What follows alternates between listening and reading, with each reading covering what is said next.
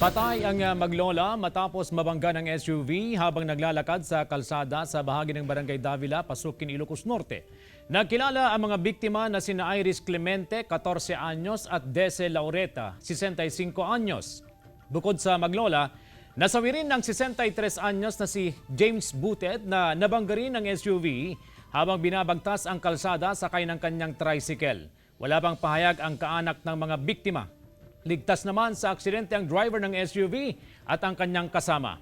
Nangaharap ang driver sa kaukulang kaso. Tumanggi na siyang magbigay ng pahayag. Nag-overtake siya gamit ang outer lane at sa tingin namin din at nakikita namin na na-miscalculate niya yung mga may temporarily huminto doon, nakahinto na isang motorsiklo. At yung na side switch niya nasira ang